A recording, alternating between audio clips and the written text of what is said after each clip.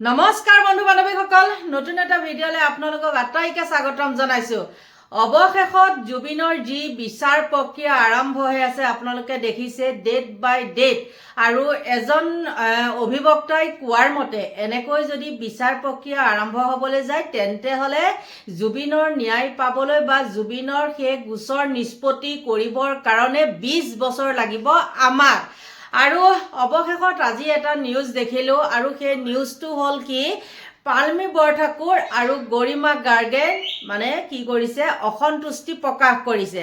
তেওঁলোকে কৈছে যে আমাৰ ধৈৰ্য পৰীক্ষা নল'ব, বেছি ধৈৰ্য ধৰি থাকিব নোৱাৰিম, ইচ্ছাকৃতভাৱে দেৰি কৰি থকা হৈছে জুবিনৰ ন্যায় প্ৰক্ৰিয়া। এতিয়া কওকচোন, আপোনালোকে মোক এই কথাটো কোৱাৰ কাৰণে এসময়ত বহুত গালি পাৰিছিলে আৰু কৈছিলে কি আপুনি এওঁলোকক কিয় মাজলৈ টানি আনে, আপুনি কি বুজি পায়। আজিৰ পৰা অলপ দিনৰ আগত, বেছি দিন নহয় 10-15 দিনৰ আগলৈকে জুবিনৰ ভগ্নীয়ে বা জুবিনৰ পত্নীয়ে দুয়োগৰাকীয়ে কৈ আছিলে আমাৰ ন্যায়ালয়ৰ ওপৰত আস্থা আছে, আমাৰ চৰকাৰৰ ওপৰত আস্থা আছে, তেওঁলোকে সুন্দৰকৈ কাম কাজবিলাক কি কৰিছে, চলাই নিছে। কিন্তু আজি 10 দিন 5 দিন নোহোৱাৰ পিছতে তেওঁলোকে এইখিনি কথা ব্যক্ত কৰিবলৈ পালে কেনেকৈ? নিশ্চয় তেওঁলোকৰ লগত কি হৈছে, অন্যায় হৈছে, তেওঁলোকে এতিয়া গম পাইছে, তেওঁলোকৰ গালৈ এতিয়া চেতনা আহিছে। আৰু এইখিনি সুযোগতে মই কওঁ শুনক, তেওঁলোকৰ আশে পাশে যিবিলাকে নেকি তেওঁলোকক মূৰৰ ওপৰত তোলাই পেলাই, গম পাইছে নহয়, গছত উঠাই গুৰি কটা মানুহে তেওঁলোকৰ লগত এতিয়াও আছে। সেইবিলাকৰ কাৰণে জুবিন গাৰ্গ আজি আমাৰ মাজৰ পৰা নাইকিয়া হৈ গ'ল। আপোনালোকে ভাবিছে নেকি যে জেলত থকা কিটাৰ কাৰণেহে জুবিন গাৰ্গ মৰিলে? সেইটো নহয়, কিন্তু অকল জেলত থকা কিটাৰ গাতে দুখ নাই, তেওঁ আশে পাশে যিকেইটা আছিলে এইকেইটাও কম কিন্তু ধোৱা তুলসীৰ পাত নহয়। অপ্ৰিয় হ'লেও কিন্তু এইটো সত্য কথা। তাৰ কাৰণে মই কিয় ক'লো জানেনে? সেইটো কথা কাৰণে আপোনালোকে সকলোৱে গম পায় সিদিনাখন গৰিমা গাৰ্গে কি মানে দুখত গৈ পেলাই তাত জুবিন সমাধি ক্ষেত্ৰত সেই চাফ চিকুণ কৰাৰ পৰা আদি কৰি আজি যিখিনি তেওঁ মিডিয়াৰ আগত কথা কৈছে সঁচাকৈ বহুত চিন্তনীয়। আৰু তেওঁলোকক হয়তো এই আশে পাশে থকা জাকে কি কৰিছিলে, আৱৰি সামৰি ৰাখি কিছুমান ক্ষেত্ৰৰ পৰা তেওঁলোকক মানে আঁতৰাই ৰাখিছে। আৰু মই কি এনেকুৱা ধৰণৰ কথাটো ক'বলৈ বিচাৰিছোঁ, হয়তো আপোনালোকে গম পাইছে। কিন্তু সেনেকৈ থাকিলে, হাত সাৱটি থাকিলে হ'ব জানো? আমি চৰকাৰৰ ওপৰত বিশ্বাস ৰাখিম, আস্থা ৰাখিম, তেনেকৈ কৰি থাকিলে হ'বনে? কেতিয়াও নহ'ব। কাৰণ তেওঁলোকৰ লগত থকা কিছু লোকেও কিন্তু তেওঁলোকক সেইটো ক্ষেত্ৰত আগবাঢ়িবলৈ নিদিয়ে।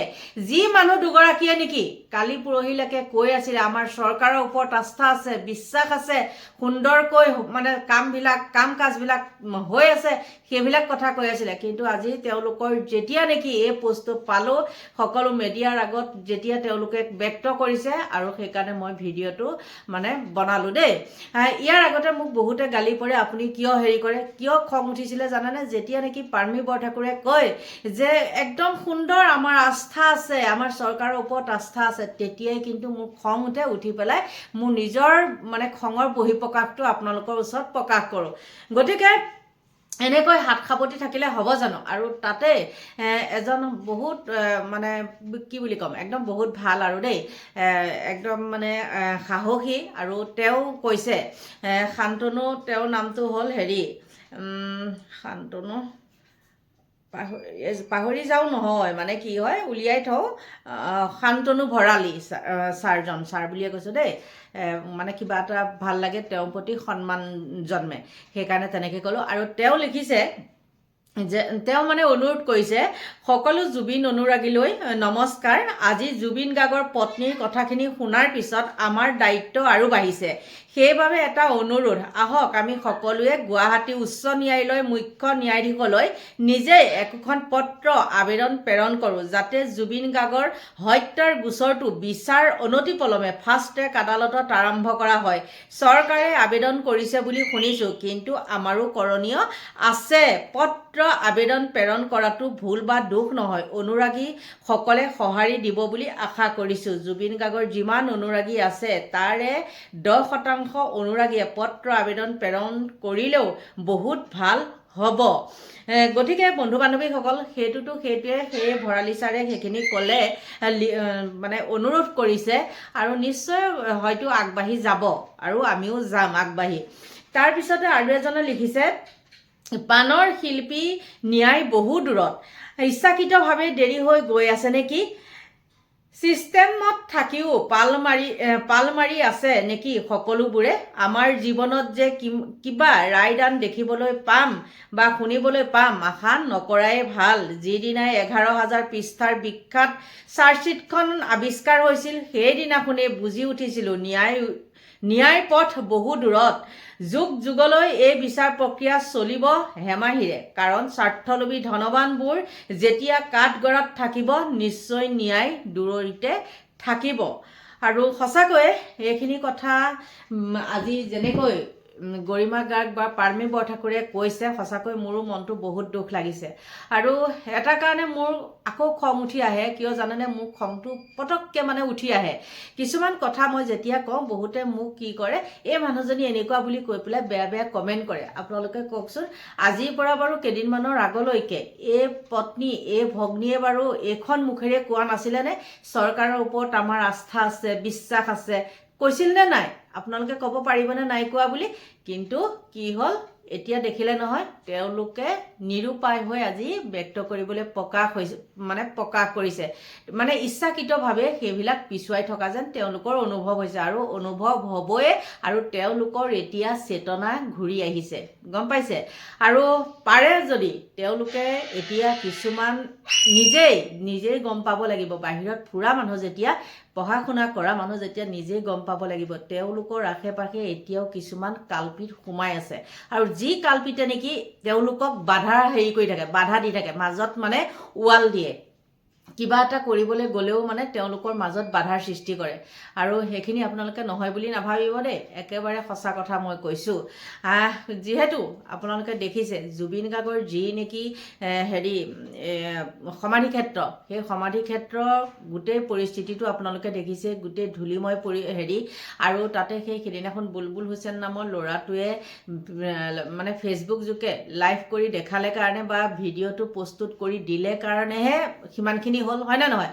আৰু তাতেই সেই জুবিন গাৰ্গৰ শুৱে বাই থকা কিবা মাৰ্থ সেইজনে গৈ পেলাই একদম কিবা ব্ৰিজ বনাব পাৰে, আমুক কৰিব নোৱাৰে, সেইদিনাখনহে তেওঁ গম পালেগে। সেইকাৰণে কওঁ, এই আশে পাশে থকা এই ধুৰন্ধৰবিলাকক আঁতৰাব লাগে। জুবিন গাৰ্গ নাই যেতিয়া এইবিলাকক লগত ৰাখি পেলাই লাভ নাই। যিবিলাক তেওঁলোকৰ কি বুলি কয় বিপদৰ সময়ত চাই বা মাতে সেইবিলাকৰ লগতহে থাকিব লাগে, এইবিলাকক ছাইড কৰিব লাগে। মই কৈছোঁ, মোৰ একদম মনৰ ভাৱটো আপোনালোকৰ আগত কৈছোঁ। তেওঁলোকে যিমানেই এতিয়া সেইদিনাখনহে দেখিলেগে তেওঁ যে গৰিমা গাৰ্গৰ লগত ঘূৰিয়ে থাকে বা তাত গৈয়ে থাকে, তেতিয়া কিন্তু তেওঁ ধূলিময় পৰিস্থিতি গমেই নাপায়। আৰু যেতিয়া সেই মানে ল'ৰাটোৱে ভিডিঅ'টো দেখুৱালে তেতিয়াহে তেওঁ সাৰ পাই উঠিছে আৰু একদম মিডিয়াৰ আগত কি কৰিছে, মানে পূৰা দিছে আৰু লেকচাৰ দিছে, এনেকুৱা তেনেকুৱা। গতিকে বন্ধু বান্ধৱীসকল আৰু চেতনা আহিব এওঁলোকৰ। গতিকে সকলো জুবিন অনুৰাগীকে কওঁ বা সকলো জনসাধাৰণকে কওঁ, যাতে এওঁলোকৰ লগ এৰি নিদিয়ে। আৰু এই শান্তনু ভৰালী ছাৰে যিখিনি কথা কৈছে, আমাৰ ফালৰ পৰাও নিজে কিবা ব্যৱস্থা ল'ব লাগিব। সকলোকে কৈছোঁ দেই, ব্যৱস্থা ল'ব লাগিব। গতিকে বন্ধু বান্ধৱীসকল বহুত বেয়া লাগিছে। মই গোটেইবিলাক নিউজ চোৱা নাই যদিনো সৰু এটা নিউজ মই চাইছোঁ আৰু সেইটোকে আপোনালোকক দিছোঁ, চাই লওকচোন। ইচ্ছাকৃতভাৱে জুবিন গাৰ্গ হত্যা গোচৰৰ শুনানি লেহেমীয়া কৰা হৈছে। শ্যামকানু মহন্তৰ অধিবক্তাৰ ওপৰত ক্ষোভ জুবিন গাৰ্গৰ পত্নী গৰিমা গাৰ্গ আৰু ভগ্নী পামী বৰঠাকুৰৰ। জুবিন গাৰ্গ হত্যা গোচৰৰ আজি মুঠ 6খনকৈ আবেদনৰ শুনানি গ্ৰহণ কৰে সত্ৰ আদালতে। ইয়াৰে 3খন আবেদন সাংস্কৃতিক দালাল শ্যামকানু মহন্ত আৰু আন 3খন জুবিন গাৰ্গৰ মেনেজাৰ সিদ্ধাৰ্থ শৰ্মাৰ। এই আটাইকেইখনৰ শুনানিৰ ৰায়দান কৰা হ'ব অহা 16 ফেব্ৰুৱাৰীত। শ্যামকানু মহন্ত 3খন পিটিশ্যনৰ ওপৰত শুনানি হ'ল, তেওঁ বেংক একাউণ্ট ফ্ৰজেন কৰা হৈছে, সেইটো শুনানি আজি হ'ল আৰু 16 তাৰিখে অৰ্ডাৰ দিব। আৰু সিদ্ধাৰ্থ শৰ্মা যি 3খন পিটিশ্যন আছিলে যে তেওঁক ৰেহাই দিব লাগে গোচৰটোৰ পৰা, চেংচন নাই। আৰু এখন পিটিশ্যন আছিলে যে কৰোণা কোৰ্টত যিখিনি ডকুমেণ্ট আছে তাক লাগে, সেই তিনিখনৰ ওপৰত 16 তাৰিখে শুনানি হ'ব। আজি অবজেকশ্যন ফাইল কৰিছে, শুনানি হ'ব। সেইদিনাখন 16 তাৰিখে গোটেই ঘটনাটোৰ ওপৰত অৰ্ডাৰ দিব। এই গুৰুত্বপূৰ্ণ শুনানিৰ সময়ত কেৱল মাত্ৰ নথি-পত্ৰ আদান প্ৰদান সন্দৰ্ভতেই যুক্তিতৰ্ক হয়। SITয়ে প্ৰদান কৰা চাৰ্জশ্বিটৰ নথি-পত্ৰ লাভ কৰা নাই বুলি শ্যামকানু মহন্তৰ অধিবক্তাই আদালতত আপত্তি দৰ্শায়। ইয়াৰ বাবেই আদালতৰ অধিকাংশ সময় নষ্ট হোৱাৰ অভিযোগ উঠিছে। ইয়াৰ মাজতে আজি জুবিন গাৰ্গৰ হত্যা গোচৰৰ পৰা মুক্তি বিচাৰি আদালতত আবেদন জনাই অন্যতম অভিযুক্ত শেখৰজ্যোতি গোস্বামীয়ে। হাফলং কাৰাগাৰত কাৰাবন্দী হৈ থকা শেখৰজ্যোতি গোস্বামীয়ে অধিবক্তাৰ জৰিয়তেই আদালতত এই আবেদনখন জনায়। প্ৰশ্ন উঠিছে, কিয় ফাষ্ট ট্ৰেক আদালতৰ ব্যৱস্থা কৰা নাই ৰাজ্য চৰকাৰে?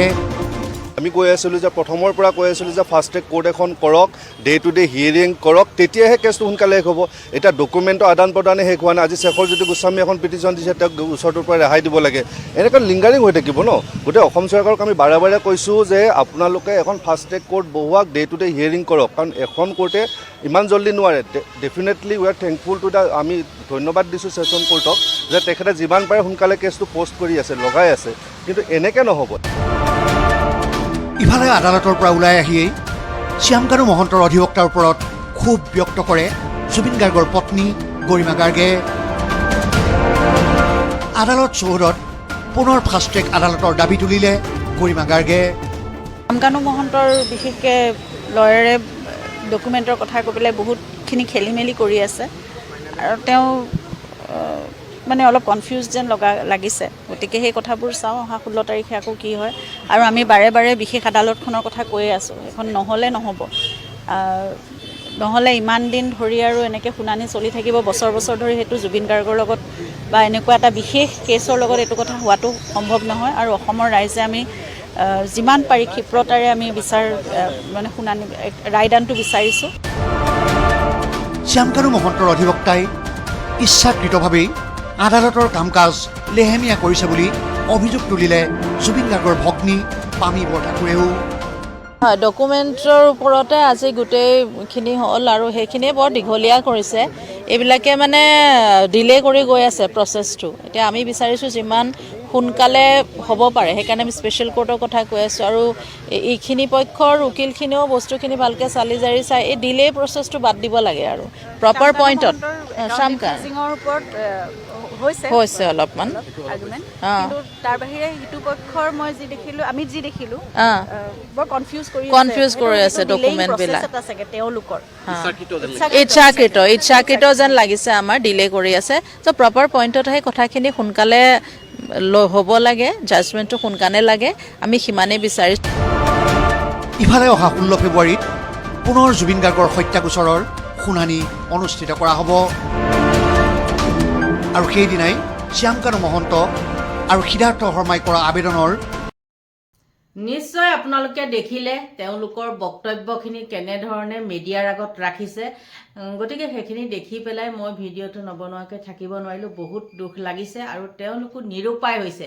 নিৰুপায় হৈ পেলাই তেওঁলোকে এইখিনি কথা সকলোৰে আগত ব্যক্ত কৰিছে। গতিকে সকলো আগবাঢ়ি আহিব লাগে, এইখিনিকে কামনা কৰিছোঁ। আৰু যাতে উচিত এই দোষীসকলে, যিসকল দোষী সেইসকল যাতে কোনো সাৰিব নোৱাৰে দেই। একেবাৰে মানে কি বুলি ক'ম আৰু, সৰুৰ পৰা ডাঙৰলৈকে মানে গোটেইখিনি যাতে সাৰি নাযায় তাৰ ওপৰত আমি নজৰ দিব লাগিব। অকল যে জেলৰ ভিতৰত 5টা আছে সেইকেইটাই নহয়, মই আকৌ কৈছোঁ তেওঁৰ লগত এতিয়া বৰ্তমান গৰিমা গাৰ্গৰ লগতো সেইকেইটা কেইটামান এতিয়াও কিন্তু আছে। আৰু তেওঁলোকক কি কৰে, ব্ৰেইন ৱাছ কৰি থাকে। আৰু ব্ৰেইন ৱাছ কৰি থকাৰ কাৰণে গৰিমা গাৰ্গে কিছুমান কথা কৈ পেলাই মানে কৰে, মিডিয়াৰ আগত কৈ পায় আৰু কি হয়, সমালোচনাৰ সন্মুখীন হয়। গতিকে বন্ধু বান্ধৱীসকল, এইখিনিয়ে আছিলে মোৰ ক'বলগীয়া। আৰু কিবা যদি মই ভুল কৈছোঁ তেন্তে হ'লে আপোনালোকে ক্ষমা কৰিব আৰু ভুলটো সদায় মানে শুধৰাই দিব। গতিকে আপোনালোকৰ পৰা লৈছোঁ বিদায়, বাই বাই দেই।